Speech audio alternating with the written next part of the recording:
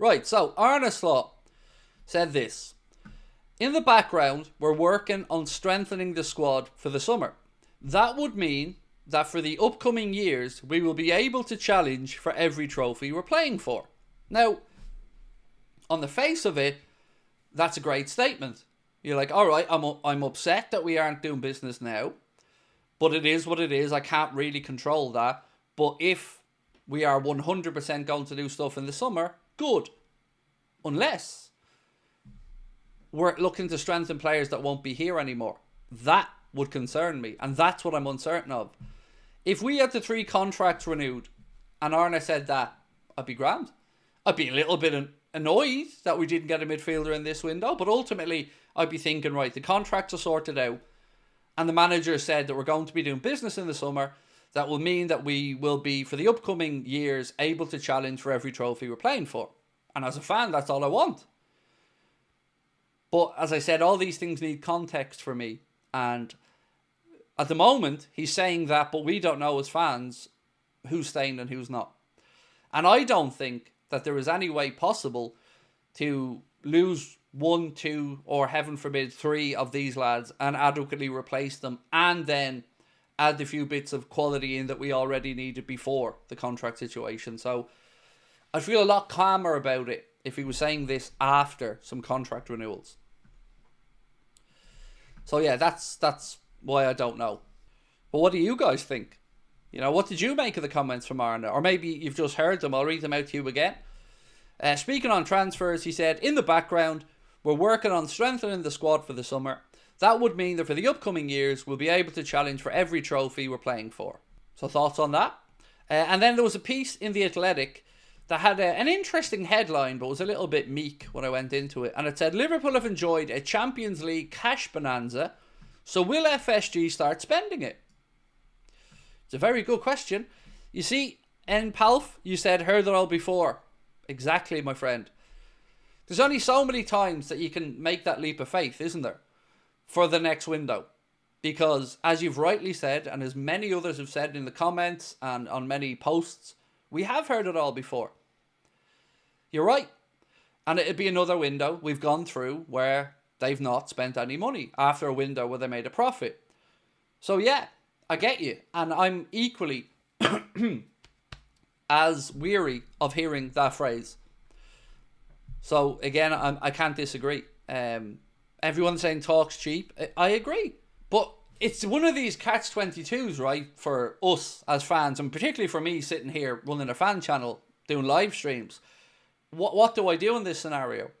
Do I give the benefit of the doubt when every fibre of me feels like that benefit of the doubt has been wasted over the years? Or do I start cry-arsing and moaning and calling out owners non-stop and then annoying the fans?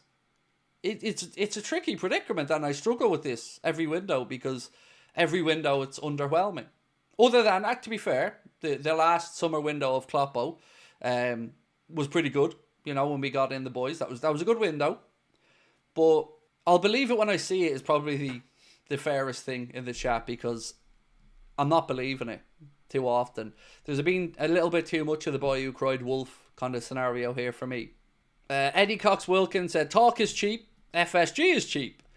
Cue that per can getting kicked down the road again. I know. And this is why we need people to start calling it out. And this is why over the past 2 weeks in particular, I've been very vocal on calling out publications and journalists and other fan accounts and channels who don't speak up, who have let this go for too long, who haven't challenged the narrative. And I feel like it's starting to see...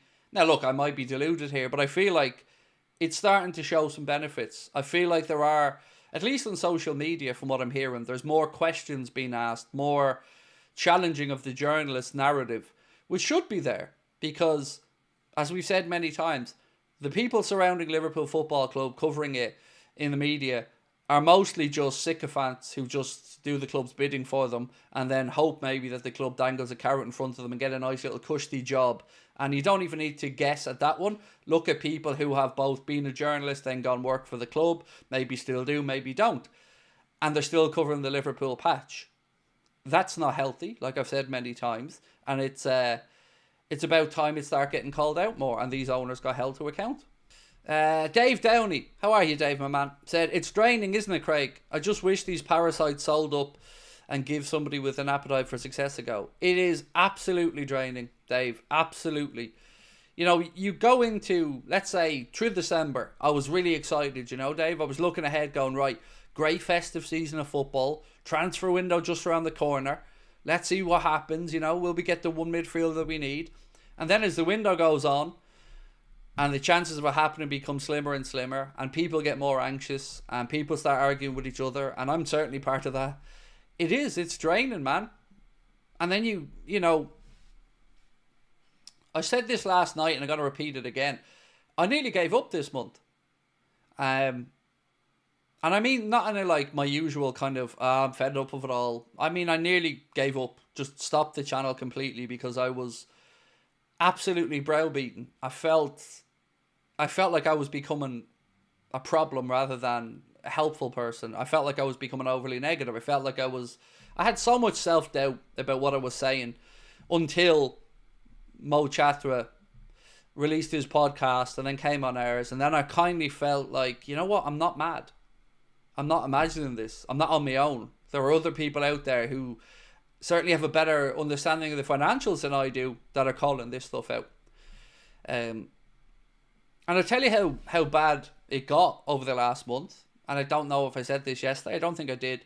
But I started to look at some of the offers we'd received for the channel over the years to sell up, you know, because I just felt like if I was being a burden to a fan base who I love and a club that I want nothing but the best for, maybe it was time for me to exit stage left and sell up and move on. So yeah, I'm still battling with that. Don't know what to do. You know, we've had a few expressions of interest to buy or invest into the channel over the years. And now, you know, we are number one. I don't know. As I said, I don't want to be a burden to people and I don't want to be a sign of negativity. But I can't keep quiet when I see stuff I'm not happy with. And these owners, man, it's not the players. It's not the manager. Nobody's questions about the lads that are playing and the coach. Love them. Brilliant.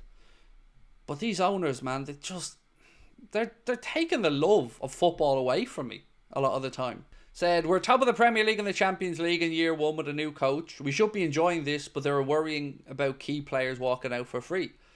That's the part of this moment in time, Jacko, that worries me the most, is the contracts. Because, as I said, if Arne says stuff's in the works for the summer, brilliant. But I need to know that that's off the foundation that we have, off the Virgil, the Mohamed Salah and the Trent.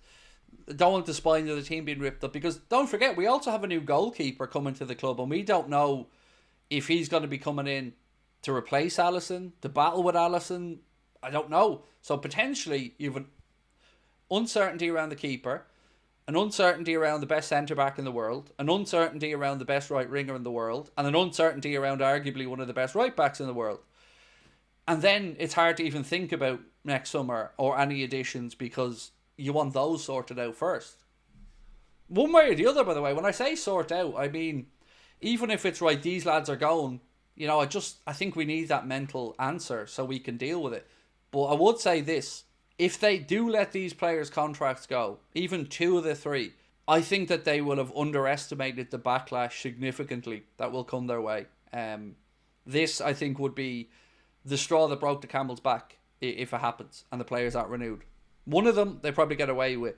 But two or three, and I think it goes nuclear in the fan base.